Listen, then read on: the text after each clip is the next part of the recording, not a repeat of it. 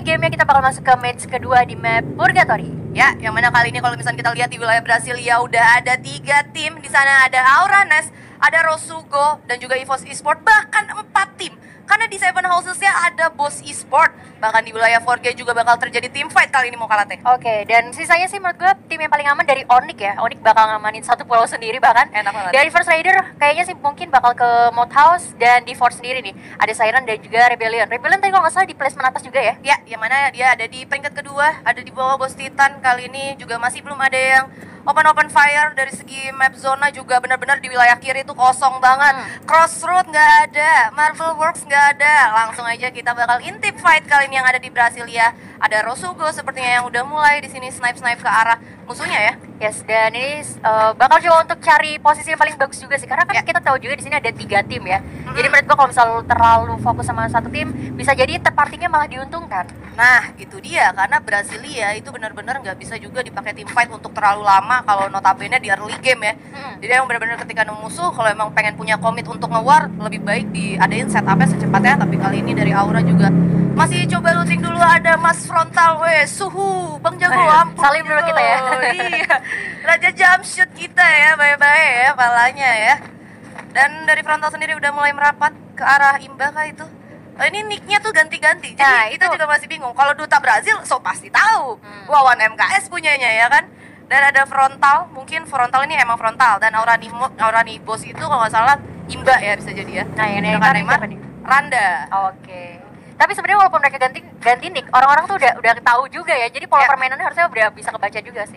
Itu dia, tapi kali ini hati-hati, Aimfoy ada di rumah pink yang mana maju selalu depan. Dan ada Duta Brazil kita yang udah terkenal landmine, dan bahkan Aurani Boss juga udah harus di knockdown. Dan langsung di ending aja diamankan point killnya oleh Boss Apollo.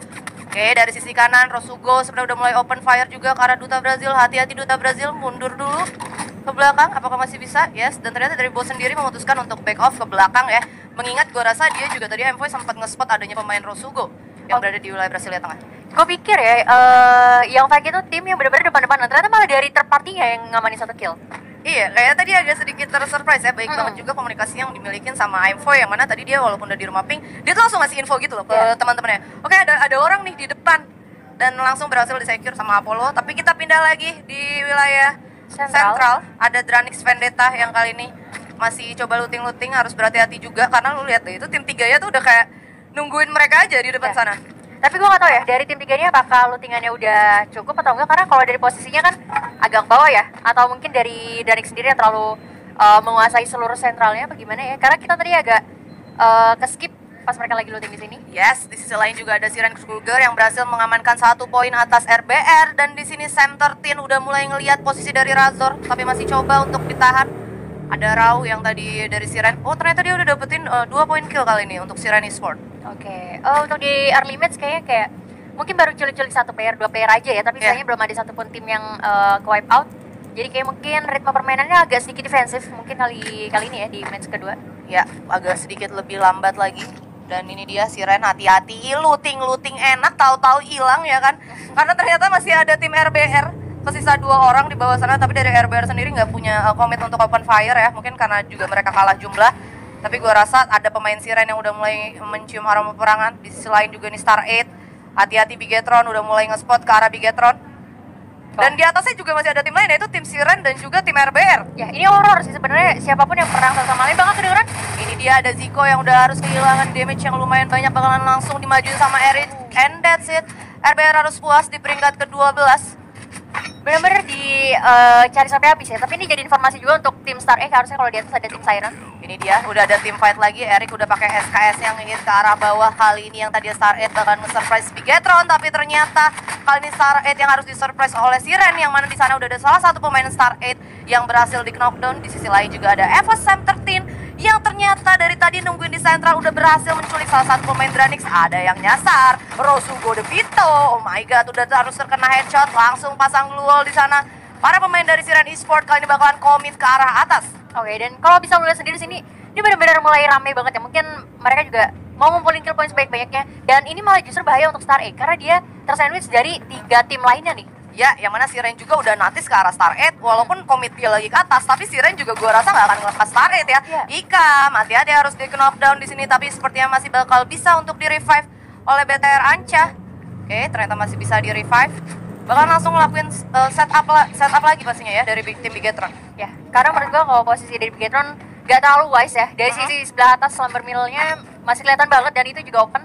Jadi kayaknya dari Bigetron bakal lebih milih untuk mundur aja. Yes, dan ternyata tadi ada satu pemain Siren yang udah harus di knockdown. Ada bolak-balik knockdown di sana, peperangan antara Rosugo dan juga Siren. Ini dia Erik menggunakan MP40-nya kesat sendirian, bakalan coba langsung majuin.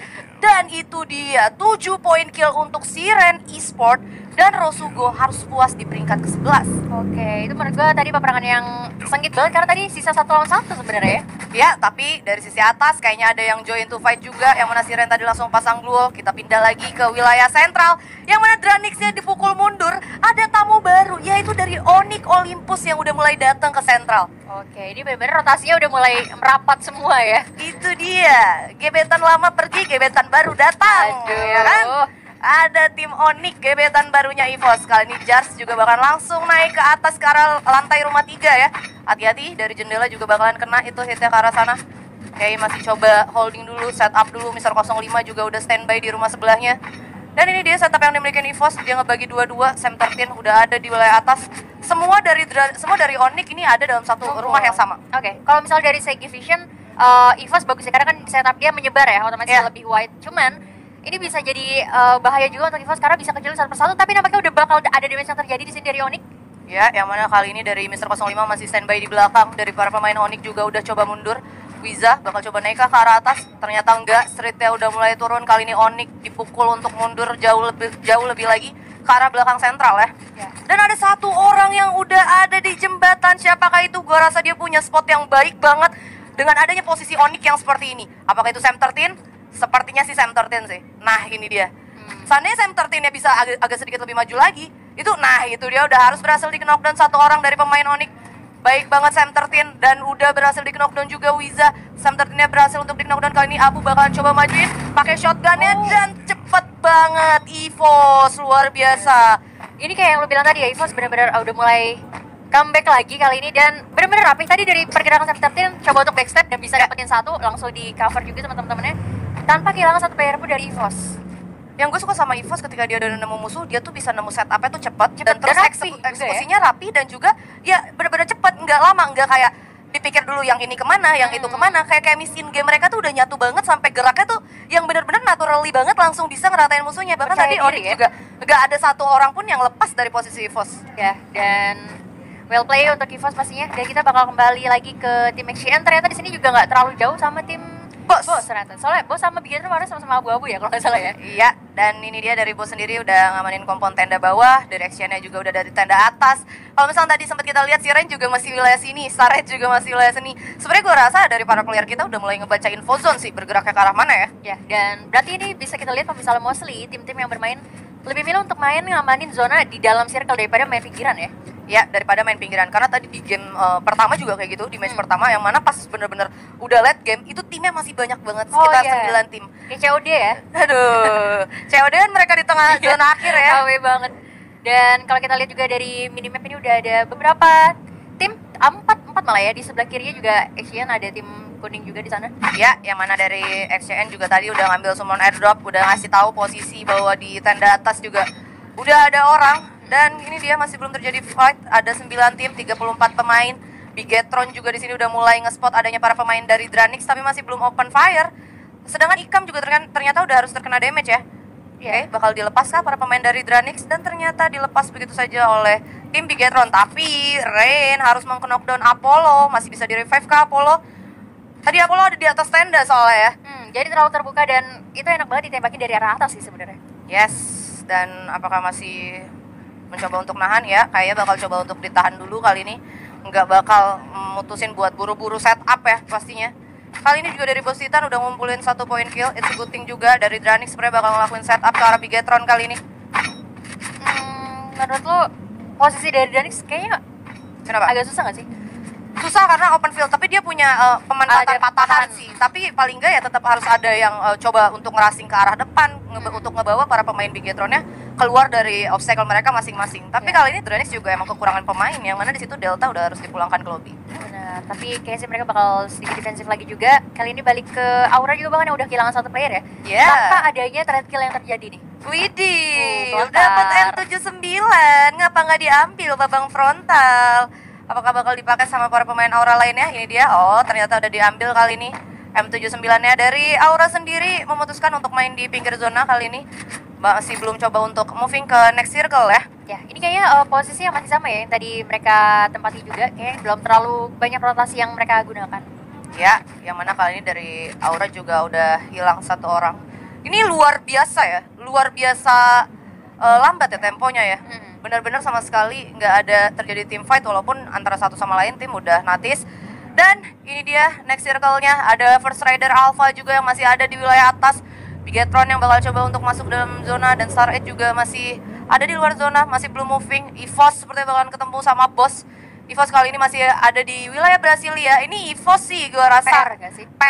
PR sih. Kalau emang dia benar-benar masuk buat masuk ke next zone itu dia udah kayak benar-benar bakalan ketemu banget sama Boss, kecuali dia memutuskan untuk ke arah kanan. Tapi ternyata Rain lagi-lagi di sana berhasil mendapatkan salah satu pemain dari Boss walaupun masih baru di knockdown aja, masih belum di ending. Ya, dan mungkin kayak culik-culik satu player masih worth lah ya, karena kan mereka juga perlu ngebuang medkitnya. Ya, yang mana mempertipis resource medkit yang dimiliki. Kali ini EVOS masih berada di luar zona, masih ini memasuki zona ketiga ya, 17 detik lagi jalan. Apakah EVOS punya kaleng? Karena susah banget sih ini kalau notabene zonanya harus kayak gini, terus EVOS-nya harus benar-benar jalan ke depannya barengan sama zona. Ya, ini bahaya juga sih sebenarnya untuk EVOS pasti, dan udah ada beberapa tapping yang dilakukan sama Mocha, tapi gue gak tahu nih, Kara tim dari Aura ya, yang mana frontal di sana yang tadi membawa M79 udah berhasil di knockdown. Di sisi lain juga ada Dranix yang berhasil meng-knockdown salah satu pemain di sana. Baik banget dari Dranix, dua pemain bahkan yang mana ada dari Star 8 ya, yang ternyata berhasil di knockdown oleh para pemain dari Dranix. Rain juga masih intip-intip ke arah bukit seberang, yang mana tadi dia nge-spot Aura, tapi Auranya sepertinya bakal mundur dan cari jalan lain lagi untuk masuk ke dalam zona.